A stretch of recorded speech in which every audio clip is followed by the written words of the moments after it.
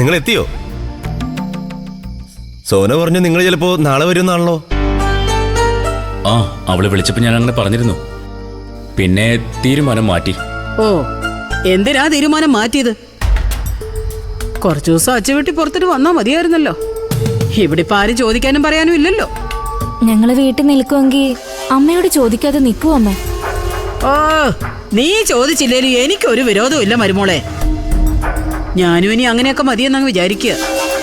വീണ്ടും അമ്മേ, അവരിങ്ങ് വന്നില്ലേ? ഓ, ആ, നിങ്ങൾ പോയപ്പോ പ്രതിഭയുടെ അച്ഛനും അമ്മയ്ക്ക് സന്തോഷമായോ? മൊത്തത്തിലൊരു സന്തോഷമായിരുന്നു ഏട്ടാ. അമ്മയുടെ ഏട്ടൻ്റെയും ഇത്തവണത്തെ വിഷു ഹർഷ സ്പോൺസർ ചെയ്തല്ലേ?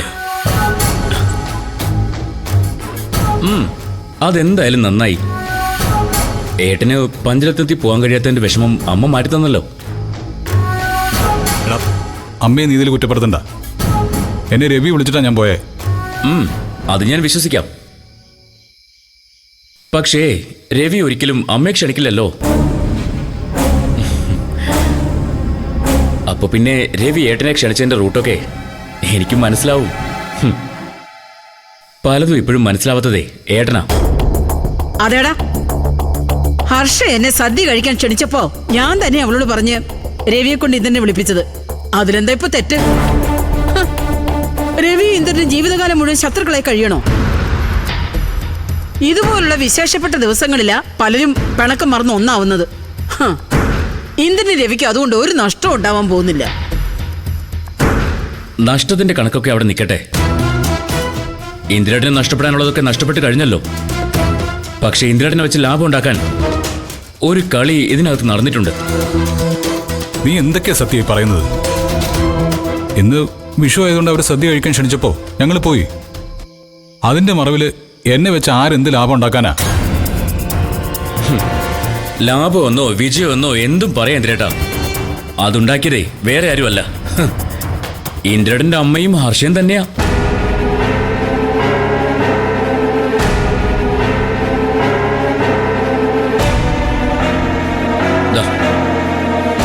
ഏട്ടൻ ഇതൊന്ന് കാണുകയും കേൾക്കുകയും ചെയ്യും.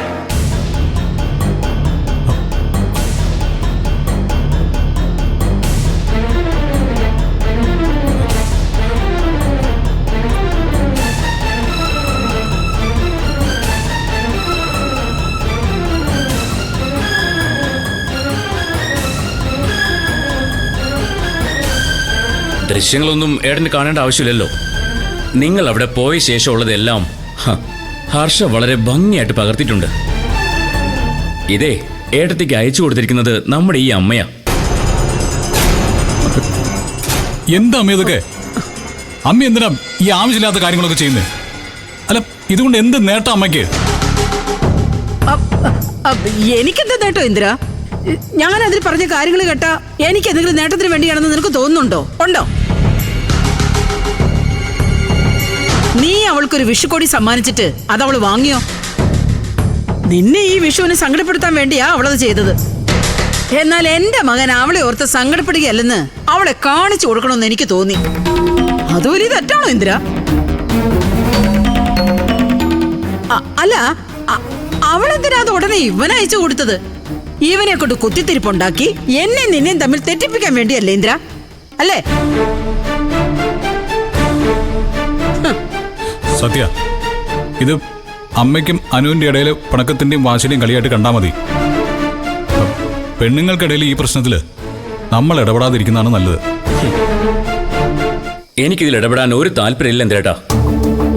ഞാനിത് പരസ്യമായിട്ട് ഇവിടെ കാണിച്ചത് ഇന്ദ്രേട്ടൻ അറിയാത്തൊരു ചതി ഇതിൽ ഒളിഞ്ഞു കിടപ്പുണ്ടെന്ന് അറിയിക്കാനാ. ഏടത്തിയും ഏട്ടനും പിരിയാൻ പ്രധാന കാരണം ഹർഷയാണല്ലോ. ആ ഹർഷയോടൊപ്പം തന്നെയാണ് ഇപ്പോഴും ഇന്ദ്രേട്ടനുള്ളതെന്ന് തെളിയിക്കാൻ ഒരു ശ്രമം ഇതിൽ നടന്നിട്ടുണ്ട്.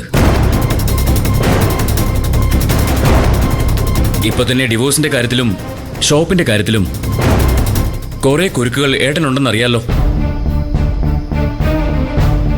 ഇനി ഇതുകൂടിയാവുമ്പോ ഏട്ടത്തി കുരുക്ക് കൂടുതൽ മുറുക്കും. ഏട്ടൻ കേസിൽ തോൽക്കുകയും ചെയ്യും.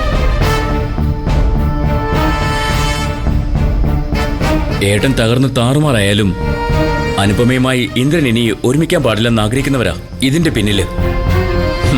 ഇനിയെങ്കിലും ഇന്ദ്രൻ അവരെ തിരിച്ചറിഞ്ഞില്ലെങ്കിൽ ഇതോടെ തീരും. അത്ര മാത്രമേ എനിക്ക് പറയാനുള്ളൂ. പ്രതിഭേ, വാ.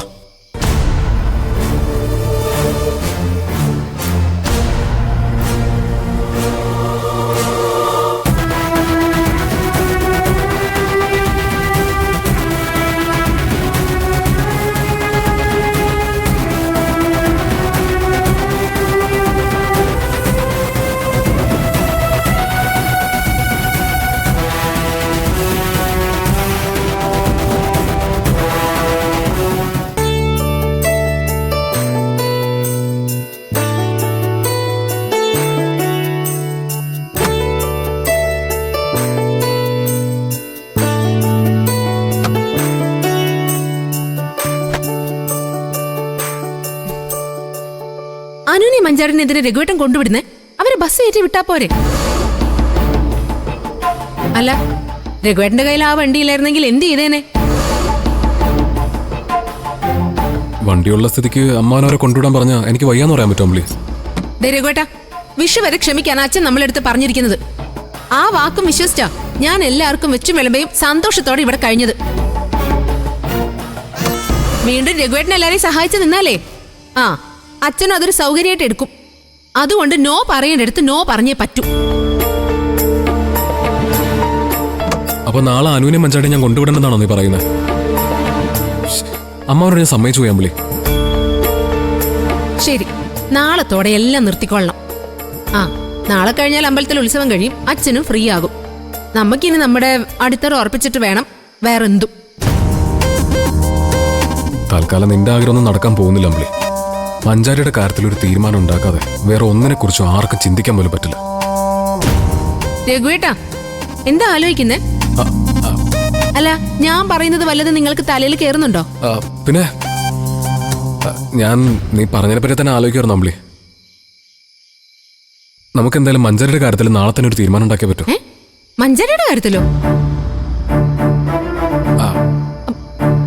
മഞ്ചാരിയുടെ കാര്യമാണോ മനുഷ്യ ഞാൻ ഇത്രയും നേരം പറഞ്ഞത്? അവളുടെ കാര്യത്തില് നിങ്ങൾ ഇനി എന്ത് തീരുമാനം എടുക്കാനാ? അവളുടെ ഭാവി സുരക്ഷിതമാക്കാനുള്ള തീരുമാനം അച്ഛൻ തന്നെ എടുത്തില്ലേ? അതെടുത്തു. എന്നാലും അവളിവിടുന്ന് ഫ്ലൈറ്റ് കയറി പോയില്ലല്ലോ അമ്പിളി.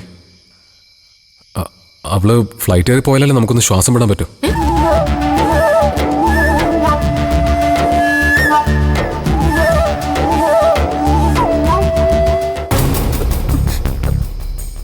അതെ, മഞ്ചാരിയുടെ കാര്യോർത്ത് നിങ്ങൾ ശ്വാസം മുട്ടണ്ട. അതിനൊക്കെ ഇവിടെ അച്ഛനുണ്ട്.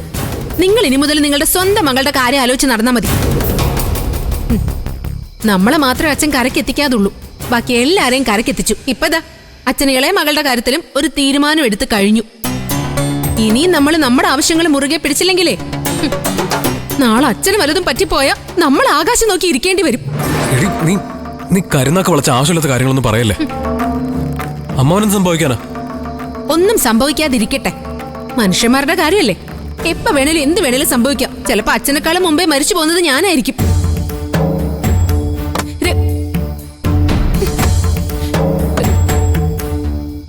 അതെ, അതിനു മുമ്പ് നമ്മുടെ മോളുടെ ഭാവിക്ക് വേണ്ടി എന്തെങ്കിലുമൊക്കെ കരുതി വെക്കാന്ന് രഘുവേട്ടാ. ഞാനിങ്ങനെ വായിട്ട് അലയ്ക്കുന്നേ.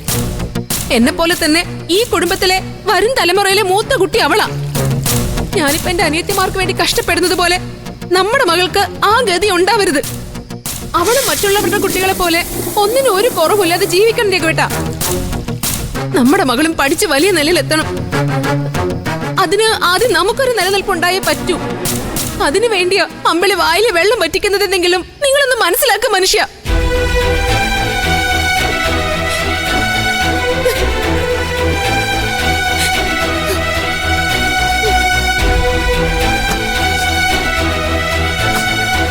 ശരി എന്റെ അമ്പിളി, നീ കരയാതിരിക്കെ. നീ പറയുന്നൊക്കെ എനിക്ക് മനസ്സിലാവുന്നുണ്ട്. ഇടിയെല്ലാം ശരിയാവുന്നു. നമുക്കെല്ലാം ശരിയാക്കി എടുക്കാന്നേ. നീ ഒന്ന് സമാധാനം ഇട്ടിരിക്കുക. വാന്ന്